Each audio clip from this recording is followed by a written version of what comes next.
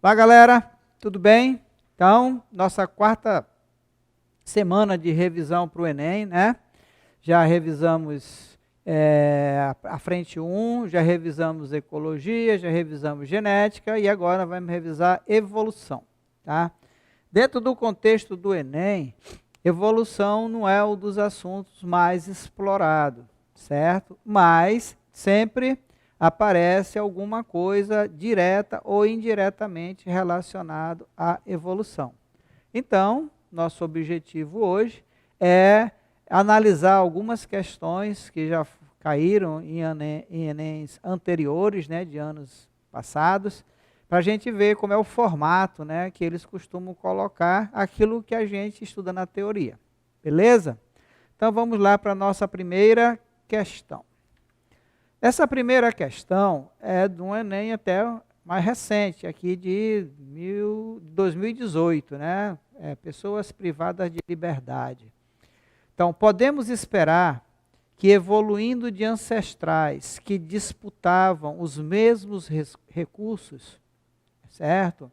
As espécies tenham desenvolvido características que asseguram menor ou nenhuma competição entre membros de outras espécies, certo?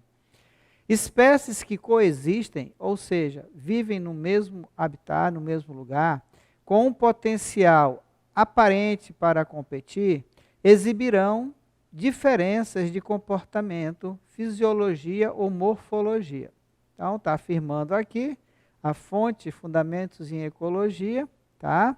E vem o seguinte: qual o fenômeno evolutivo que explica a manutenção de diferenças ecológicas e biológicas citadas?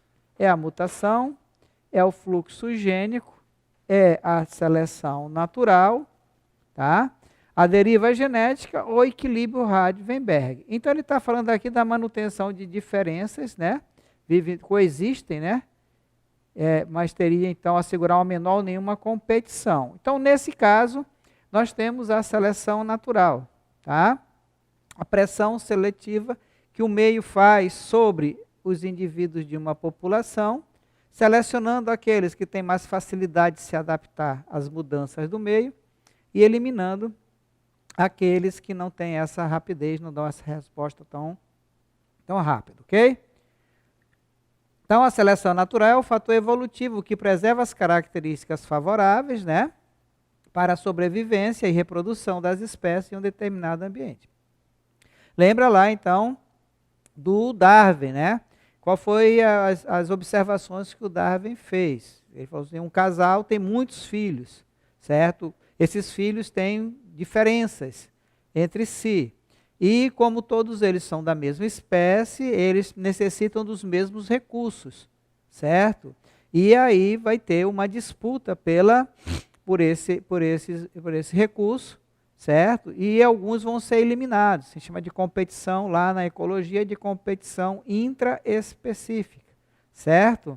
E aí aqueles que conseguem sobreviver têm mais chance de atingir a maturidade sexual e aí passar essas características que o tornou mais apto nesse ambiente, a transmitir para os seus descendentes, certo? Ter sucesso na natureza não basta só sobreviver, tem que sobreviver e garantir a continuidade daquele gene, a passagem daquele gene de aptidão para os seus descendentes, beleza? Então essa é a nossa primeira questão da gente. A segunda questão é de 2016, tá?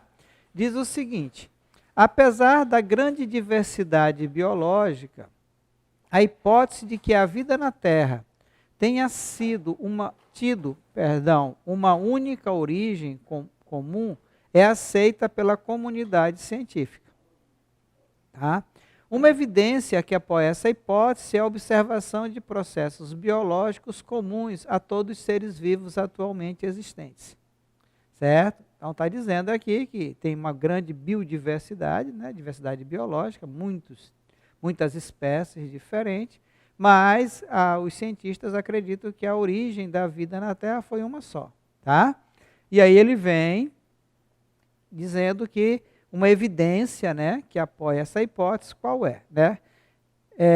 O desenvolvimento embrionário, a reprodução sexuada, a respiração aeróbica, a excreção urinária e a síntese proteica. Então, qual dessas evidências aqui, né, serve para a gente amparar, né, essa hipótese de que todos nós nos originamos de um descendente comum? Então, nós temos aqui a síntese proteica. A síntese proteica, ela ocorre da mesma maneira em todos os seres vivos desse planeta, certo? Então, está lá a informação no DNA, que é passada para o RNA, né? E esse RNA mensageiro vai ser traduzido na forma de uma proteína. Então, a síntese ribossômica de proteína é uma forte evidência de que todos os seres vivos compartilham o mesmo ancestral. Ok? Muito bem. A terceira questão, ela também é de 2016. Ela fala o seguinte: o Brasil possui um grande número de espécies distintas, entre animais, vegetais e micro-organismos, envolto em uma imensa complexidade e distribuído em uma grande variedade de ecossistemas. Okay?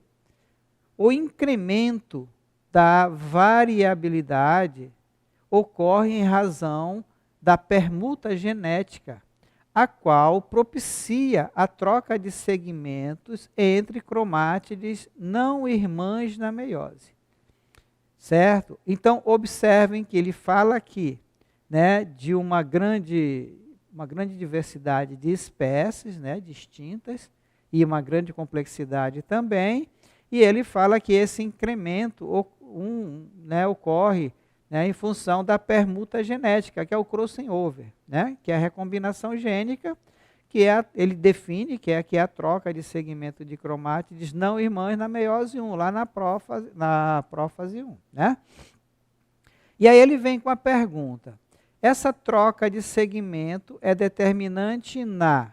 Então, a troca desse segmento de DNA entre as cromátides não irmãs na meiose, isso aqui é um evento exclusivo da meiose, você vê que essa questão tem a ver com evolução, mas também tem a ver lá com a parte de citologia, né? Da parte de divisão celular. Então, a produção de indivíduos mais férteis, o crossing over vai fazer aparecer os indivíduos mais férteis, transmissão de novas características adquiridas são transmitidas através dos gametas produzidos na meiose, a recombinação genética na formação dos gametas, né? Então, outro nome para permuta é recombinação genética, ou crossing over em inglês. Ocorrência de mutações somáticas nos descendentes. O que seria mutações somáticas? São mutações nas células somáticas, nas células não gaméticas, certo? Não tem nada a ver com o que está falando lá o texto. E variação do número de cromossomo característico da espécie, isso não tem a ver com crossing over, com permutação, com recombinação gênica. Então, aqui, a recombinação genética na formação do gameta é uma das fontes da variabilidade genética juntamente com a mutação. Ok? Então, acontece lá na prófase 1 da meiose 1, do paquíteno para o diplótero. A permuta genética, também conhecida como crossing over, corresponde à troca de segmento entre cromátides homólogas, não irmãs, né? Uma que veio do pai e outra que veio da mãe. Ocorre durante a prófase 1 da meiose 1 e produz variabilidade, porque promove a recombinação gênica na formação dos gametas animais. Nós estudamos isso aqui também lá no tal do linkage, da ligação fatorial, né? Do mapa gênico, aquela coisa da permutação lá, né? Da frequência dos recombinantes. Ok? Então, está tudo aqui envolvido, aquele conhecimento lá que a gente estudou. Tudo bem? Então, vamos para a nossa quarta questão. Enem de 2015, né? Um pouquinho mais antigo, diz o seguinte: algumas raças de cães domésticos não conseguem copular entre si, devido a grande diferença em seus tamanhos corporais. Então não consegue cruzar, tá? Porque um é maior do que o outro, tá? Ainda assim, tal dificuldade reprodutiva não ocasiona a formação de nova espécie, especiação. Então, aqui nós temos uma questão que nos remete ao conteúdo da especiação. Tá? Vocês lembram lá da especiação, isolamento geográfico, depois mutação, recombinação gênica, seleção natural, subespécie, isolamento reprodutivo, nova espécie. É assim a sequência lá que a gente falou daquele tipo de especiação. Então, de acordo com o texto, tem cães de várias alturas, vários tamanhos, que não conseguem copular, não conseguem transar, né? Não conseguem cruzar, mas mesmo assim eles continuam sendo da mesma espécie. Essa especiação não ocorre devido a quê? Né? Aí ele vai colocar aqui 5 alternativas para você escolher qual é a correta. Oscilação genética das raças. B. Convergência adaptativa entre raças. C. Isolamento geográfico entre as raças. Seleção natural que ocorre entre as raças. Manutenção do fluxo gênico entre as raças. Quando a gente estudou a teoria sobre a questão da especiação, eu dei uma ênfase aqui essa questão da manutenção do fluxo gênico, que muita gente não sabe o que significa, né? O que significa essa última frase aqui, manutenção do fluxo gênico entre as raças? Significa que continua havendo possibilidade de troca de DNA entre as várias raças de cães, ok?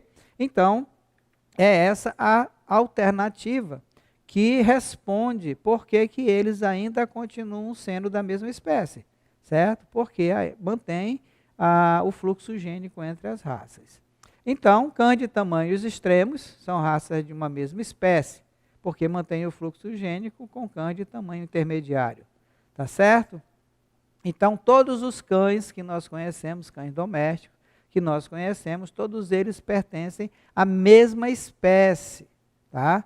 São de raças entre parentes, né, subespécies diferentes. Por que continuam sendo da mesma espécie, sendo que tem uns que nem se parecem mais com o outro, nem no tamanho, nem na forma, nem nada? Porque eles mantêm o fluxo gênico. Ok? Então, questão muito boa, de 2015. Questão número 5 é do Enem de 2014. Tá?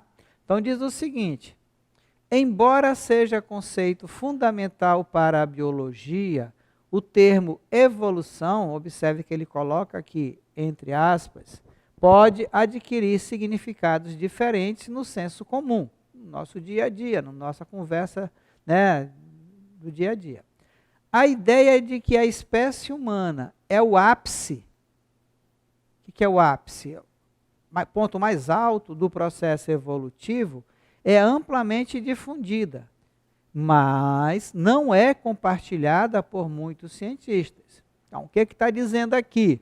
Está dizendo que no senso comum as pessoas acham que nós somos o ápice do processo evolutivo. A espécie humana é o mais evoluído de todos os seres vivos que tem aqui. Só que muitos cientistas não concordam com isso.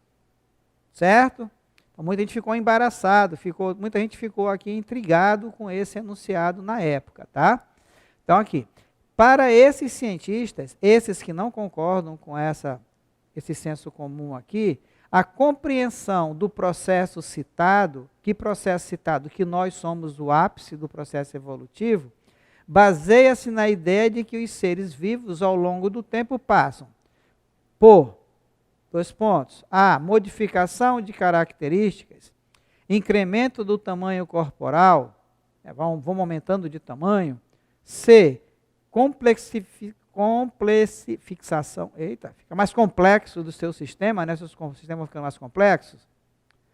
Melhoria de processos e estruturas, especialização para uma determinada finalidade.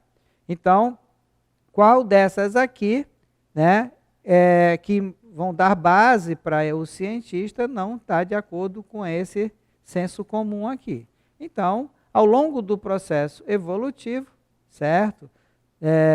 os seres vivos vão passando por modificação de característica. Então, isso não garante para a gente, né, para nós, os seres humanos, que nós somos o ápice da evolução, porque a evolução não acabou ainda. Ok? Ela continua, é um processo contínuo. A evolução biológica é um processo contínuo, envolvendo modificações de características, e os seres humanos estão inseridos nesse contexto natural. Nós somos mais um ser vivo estamos submetidos ao processo da evolução. Então, questão muito boa também. Sexta questão de 2013, mais antiguinha um pouco. As fêmeas de algumas espécies de aranhas, escorpiões e de outros invertebrados predam os machos após a cópula e inseminação. Então, depois da cópula, elas comem os machos, comem literalmente os machos. Como exemplo, fêmeas canibais de insetos conhecidos como louva-a-Deus, nome científico Tenodera aridofolia, possuem até 60% de sua dieta composta por machos parceiros. Então, do que elas comem, 63% são os seus parceiros sexuais, certo? Para as fêmeas, o canibalismo sexual pode assegurar a obtenção de nutrientes importantes na reprodução, certo? Com esse incremento na dieta, elas geralmente produzem maior quantidade de ovos.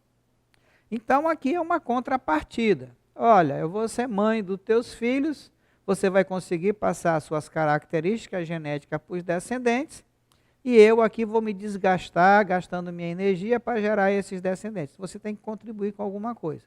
Então, ele contribui com a sua própria matéria do seu corpo, né?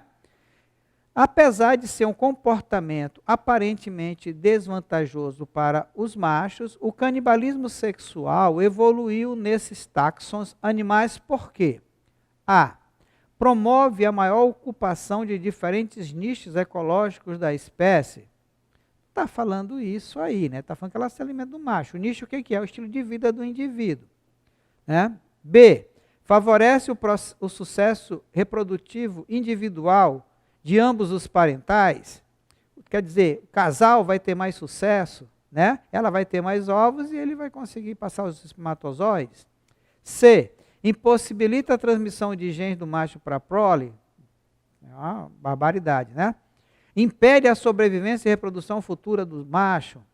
Reduz a variabilidade genética da população. Se há uma reprodução sexuada, não tem nada a ver com isso, então favorece o processo reprodutivo individual de ambos os parentais, de ambos os pais. Ah, mas o pai morreu, mas ele deixou o seu DNA na próxima geração.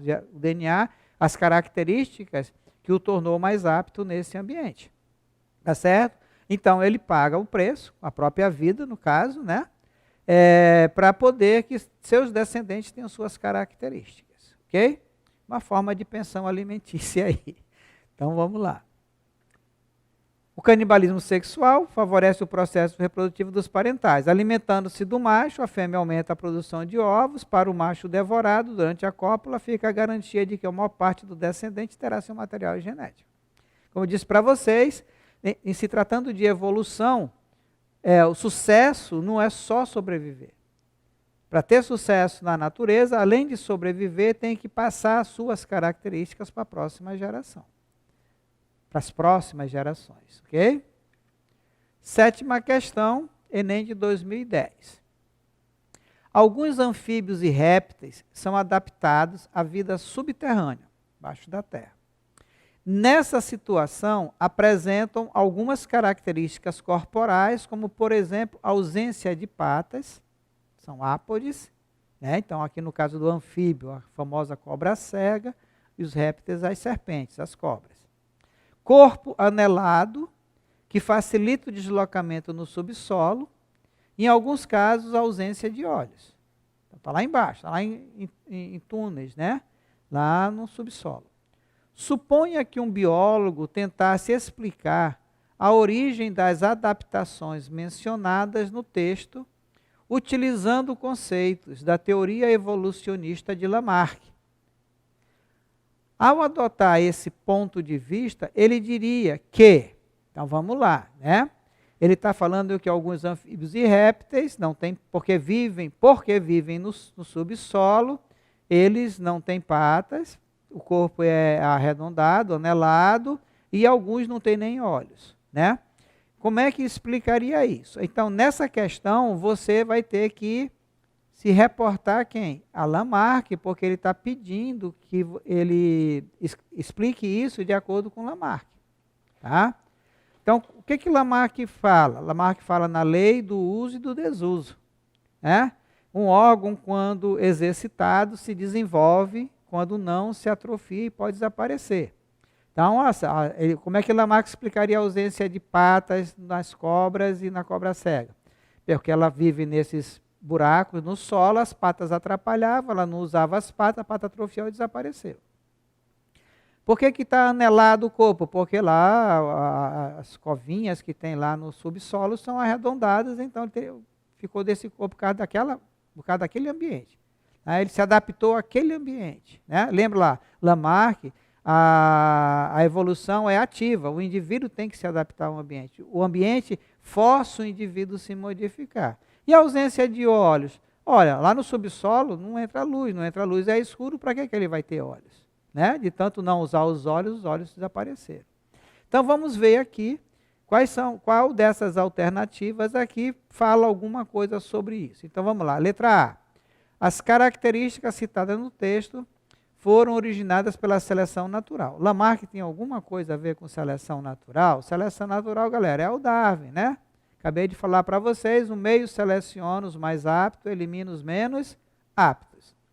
B. A ausência de olhos teria sido causada pela falta de uso dos mesmos, segundo a lei do uso e desuso. Opa, isso aqui está de acordo com Lamarck. C. O corpo anelado é uma característica fortemente adaptativa, mas seria transmitida apenas na primeira geração do descendente. Lamarck nunca disse isso. Né? Que seria só na primeira, ele falou que seria em todas, mas não é verdade. D. As patas teriam sido perdidas pela falta de uso, e em seguida essa característica foi incorporada ao patrimônio genético e então transmitida aos descendentes. Lamarck nunca, muito antes de Darwin, se Darwin não sabia o que era genético, Lamarck muito menos. Um dos grandes problemas de Darwin e do Lamarck foi exatamente não saber a origem da variabilidade genética. E as características citadas no texto foram adquiridas por meio de mutação. E depois, ao longo do tempo, foram selecionadas por serem mais adaptadas ao ambiente em que o organismo se encontra. Isso aqui seria, então, de acordo com o neo-darwinismo. Então, aqui nós temos a letra B, que está de acordo com Lamarck. A ausência de olhos teria sido causada pela falta do uso dos mesmos, segundo a lei do uso e desuso. Não usou, vai se atrofiando e pode até desaparecer. Ok?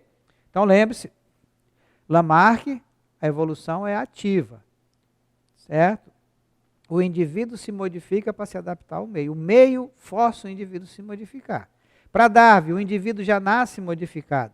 O meio apenas seleciona o mais apto e elimina o menos apto. Tá? E no neodarwinismo, acrescenta as origens das variabilidades genéticas, mutação e a recombinação gênica. Ok? Então vamos para a nossa oitava questão. Então Lamarck defendia a lei do uso e desuso. Segundo ele, adaptados à vida subterrânea, os anfíbios e répteis não precisariam usar seus olhos e patas. A falta do uso desses órgãos levaria ao desaparecimento do mesmo.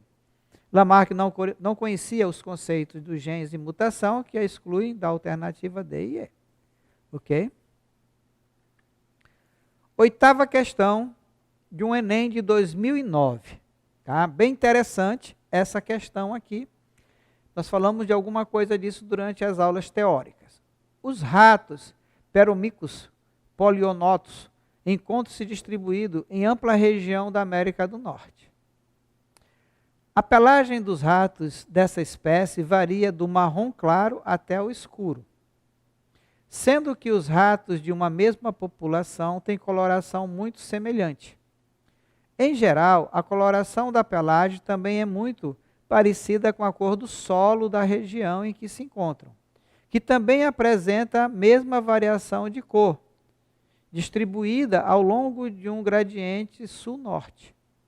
Na figura aqui ao lado, encontram-se representadas 7 diferentes populações de P. polinotus. Cada população é representada pela pelagem do rato, por uma amostra de solo e por sua posição geográfica no mapa. Ok? Então, são 3 variáveis aqui. O mecanismo evolutivo envolvido na associação entre cores de pelagem e de substrato é... Então, aqui nós temos os ratinhos, dos mais claros para o mais escuro, conforme vai subindo, né? Aqui. Vai ficando mais escuro. Então, aqui, nessa região aqui, os mais claros. Depois vai escurecendo para cá, conforme vai subindo. Tá? Sim, até lá o green, tal, vai, certo? O que ele quer saber? O mecanismo evolutivo envolvido na associação entre cor e pelagem e substrato é o quê? Alimentação, pois pigmentos de terra são absorvidos e alteram a cor da pelagem dos roedores. Né? Não é isso. O fluxo gênico entre as diferentes populações que mantém constante a grande diversidade interpopulacional. C. A seleção natural, que nesse caso poderia ser entendida como a sobrevivência diferenciada de indivíduos com características distintas. A mutação genética, que em certos ambientes, como as do solo mais escuro, tem maior ocorrência e capacidade de alterar significativamente a cor da pelagem dos animais. Então, nada a ver. Herança de caracteres adquiridos, isso aqui tem a ver com quem? Com Lamarck. Capacidade de organismos se adaptarem a diferentes ambientes e transmitirem suas características genéticas aos descendentes. Não tem nada a ver, misturou tudo aqui. Então, temos a ver com o quê? Com as diferentes tonalidades de pigmentação da pelagem dessa espécie de rato, é uma adaptação do indivíduo ao meio em que vive. Tá?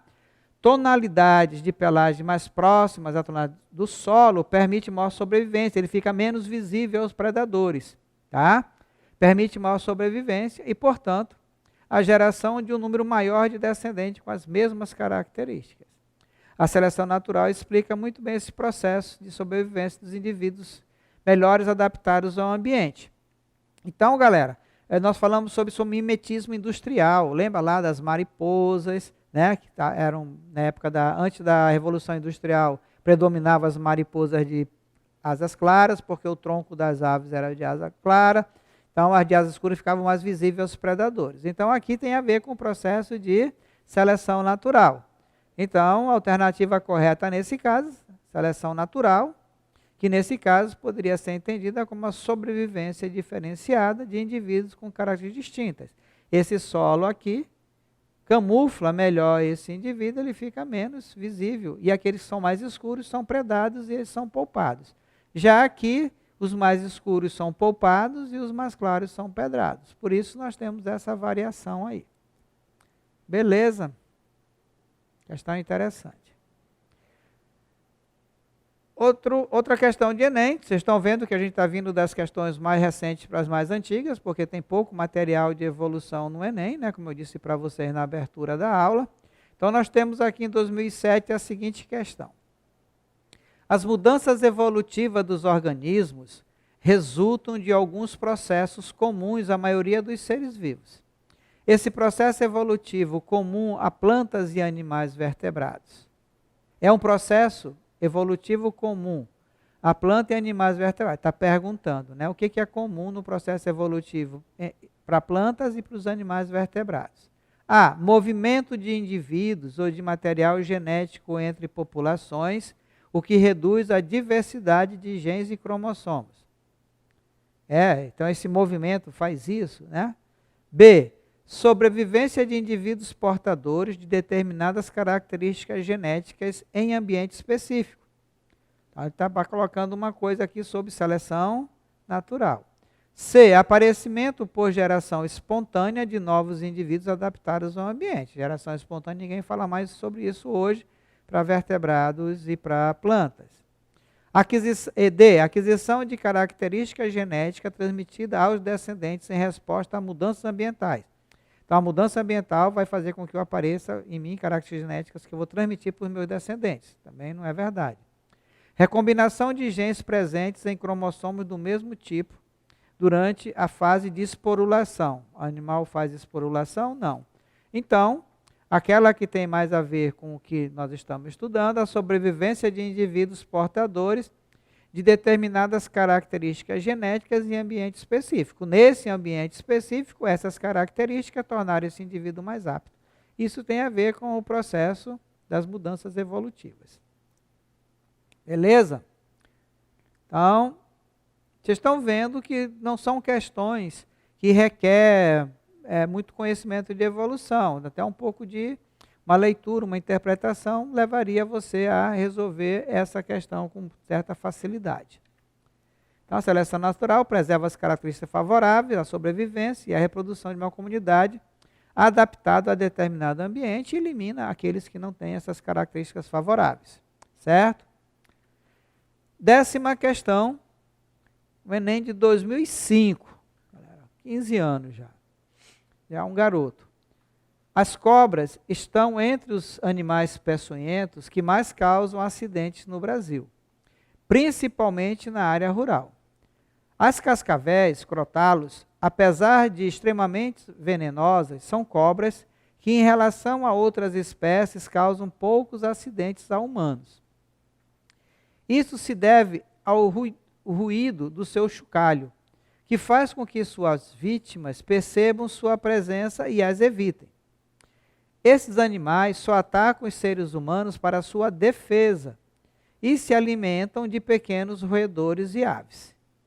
Apesar disso, elas têm sido caçadas continuamente, por serem facilmente detectadas. Então, aqui nessa abertura da questão, ele fala sobre a cascavel, diz que ela não é o principal problema do homem, porque ela tem um chocalhinho lá na cauda dela, no final do corpo dela, que ela balança e evita para o humano que ali tem uma cobra, ele não se aproxima, não tem a picada. Mas ela também, ao mesmo tempo, se torna um alvo fácil, porque é mais fácil identificar onde ela está. Tá? Ultimamente, os cientistas observaram que essas cobras têm ficado mais silenciosas, o que passa a ser um problema, pois se as pessoas não as percebem, aumentam o risco de acidente. Opa!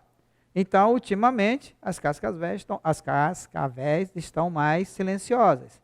Isso é um problema para a gente, porque ela não tá, a gente não vai ouvir ela, né? Ouvi-las.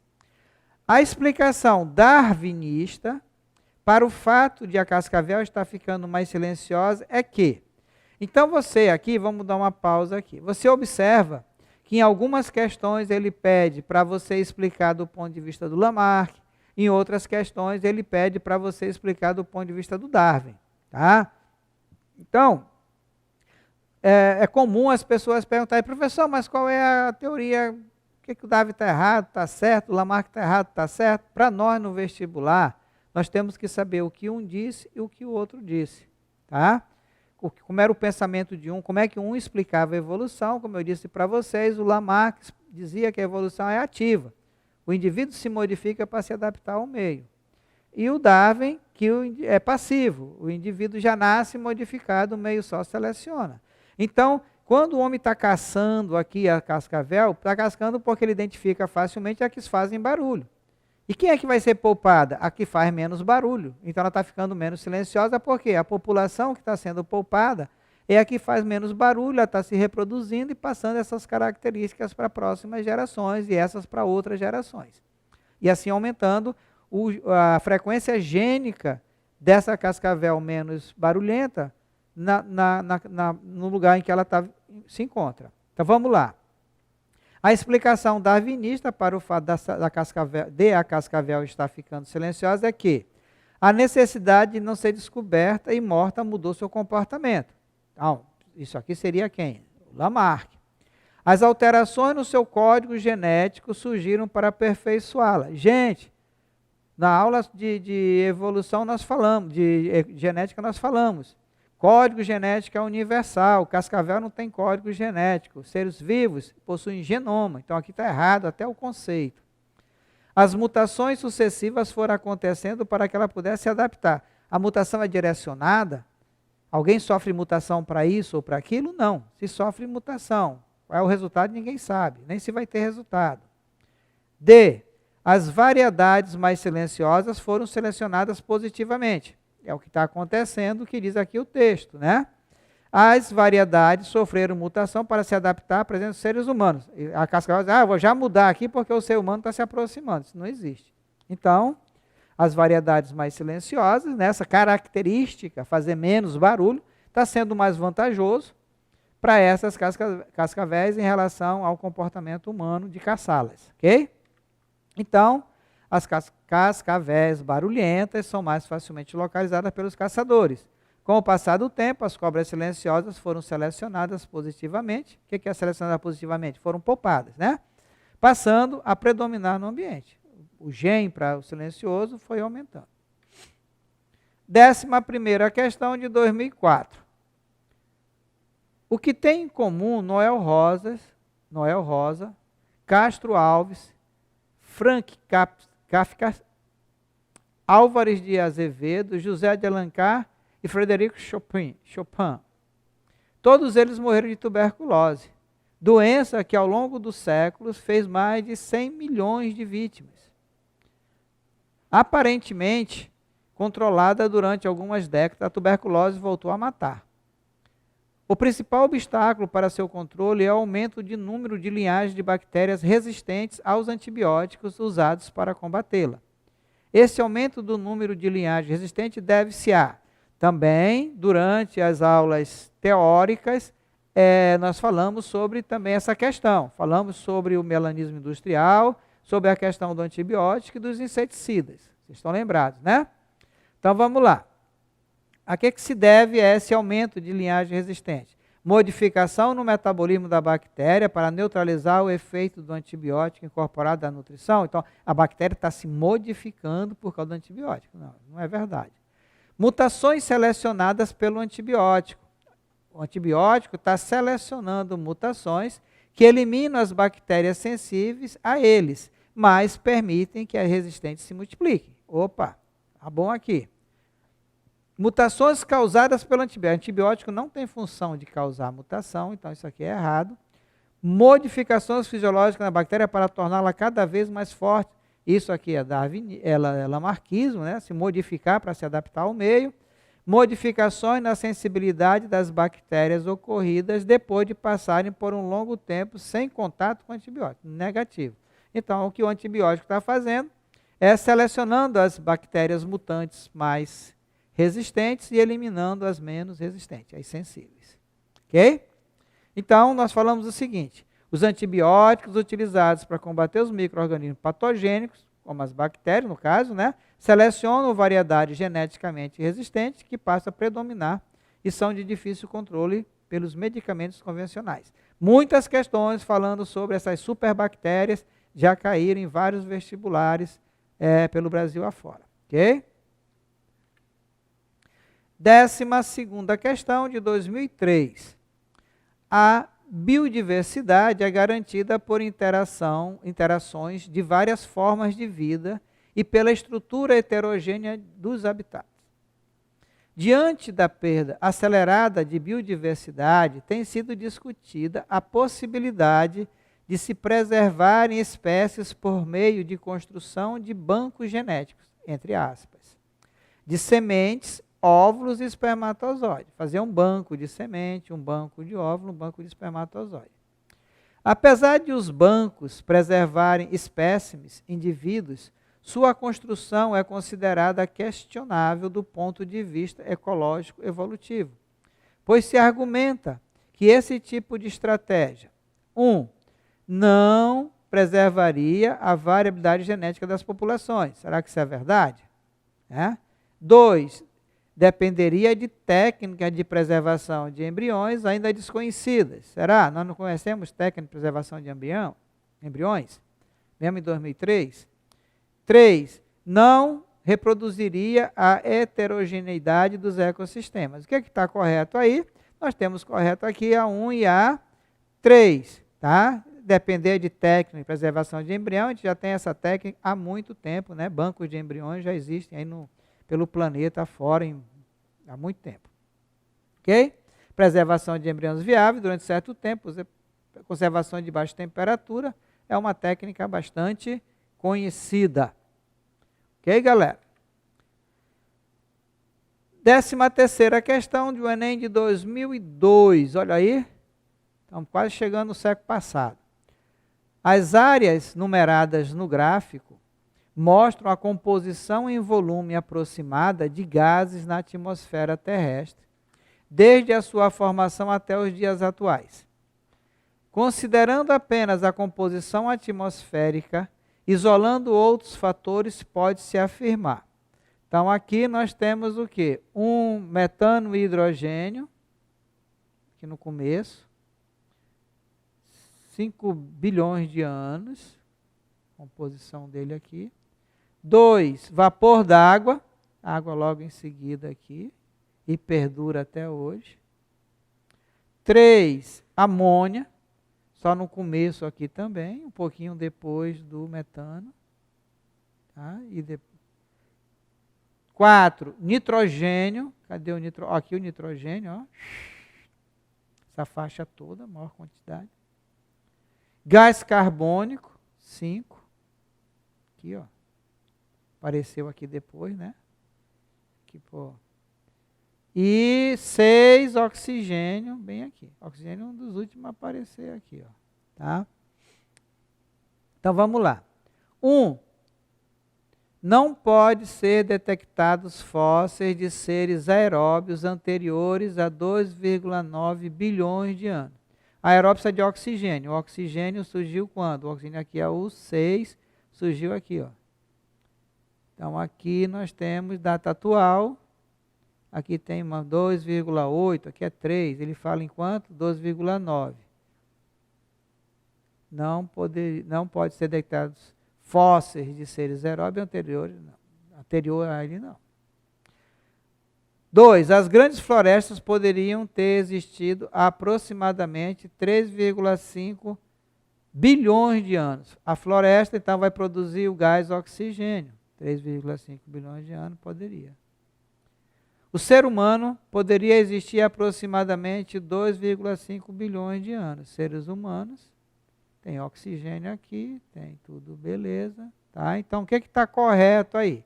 Então, está correto apenas a número 1. Tá? Aqui, a floresta não pode ter existido aqui 3,5 bilhões de anos. As grandes florestas não, né? Certo? Então, vamos lá. O gráfico aponta que não havia oxigênio livre na atmosfera terrestre há cerca de 2,9 bilhões de anos. Portanto, não há possibilidade de se encontrarem fósseis de organismos aeróbios anteriores a essa época. Tá? Então, o homem está dentro desse parâmetro aí. 14ª questão, 2001, eu disse para vocês, passagem aí do século. Os progressos da medicina condicionam a sobrevivência de número cada vez maior de indivíduos com constituições genéticas que só permitem o bem-estar quando seus efeitos são devidamente controlados através de drogas ou procedimentos terapêuticos.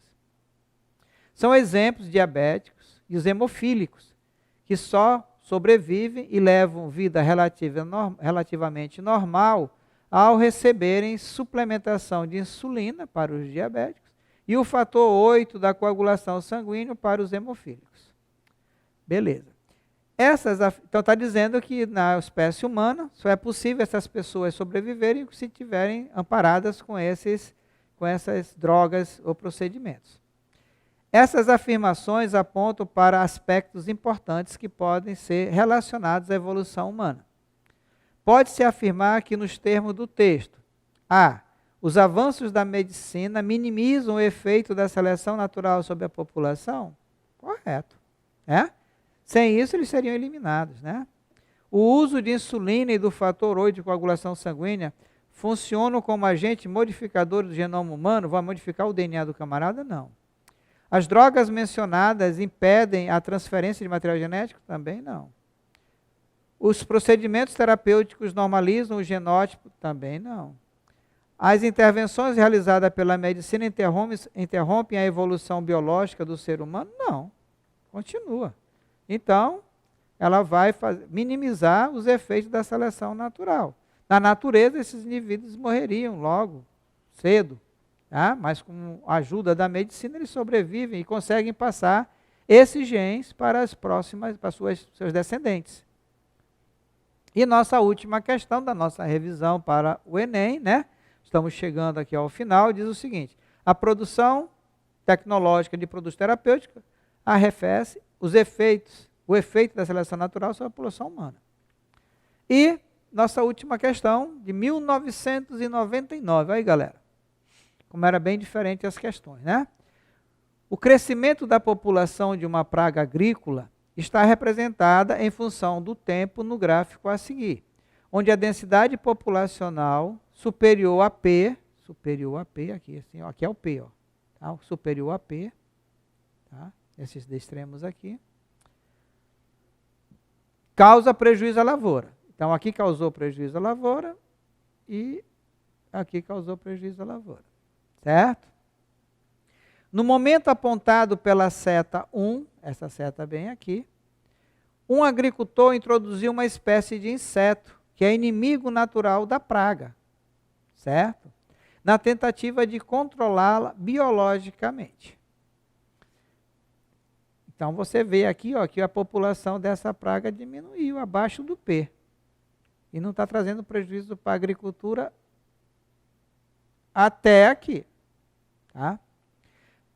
No momento indicado pela seta 2, aqui, o agricultor aplicou grande quantidade de inseticida na tentativa de eliminar totalmente a praga. Então, aqui ele colocou um controle biológico, um predador, surtiu o efeito, e aqui ele aplicou um inseticida, certo? Só que o inimigo dele é esse inseto. Então, o que aconteceu aqui? Deu uma descida na densidade populacional do inseto, mas depois de um tempo, olha aí, ó, explodiu. Certo? A análise do gráfico permite concluir que, se o inseticida tivesse sido usado no momento marcado pela seta 1, a praga teria sido controlada definitivamente, sem necessidade de um tratamento posterior? Será? Né? Será que o inseticida ia matar toda a variedade de insetos aí, os mais resistentes e menos resistentes? Presta atenção. B.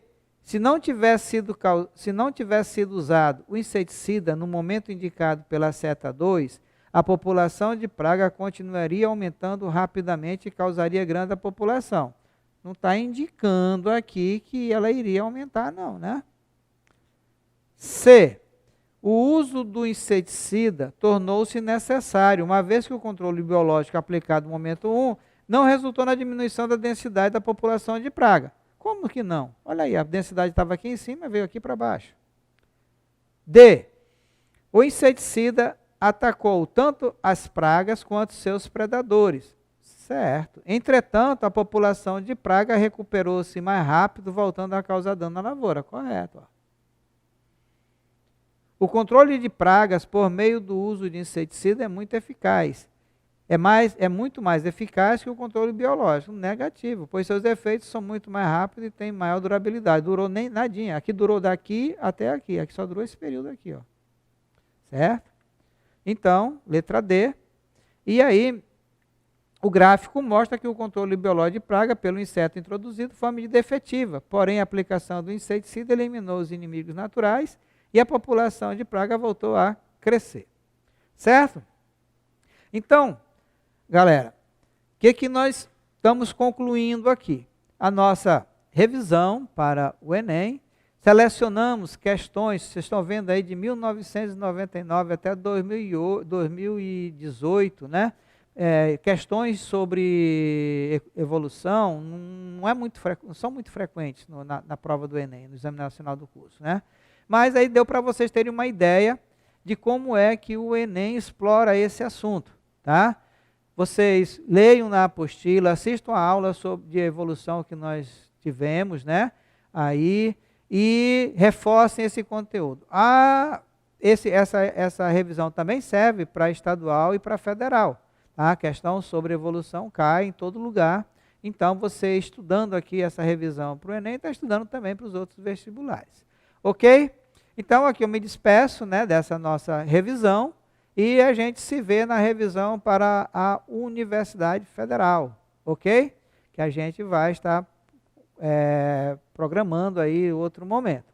Estudem, resolvam as questões, leiam a teoria, qualquer dúvida nos procurem, tá? Não fiquem aí acanhados, com medo de procurar a gente, que a gente está aqui para ajudar vocês, para que o sucesso venha lá no dia da prova, do Enem, saia o resultado e vocês estejam com a vaga garantida. Ok?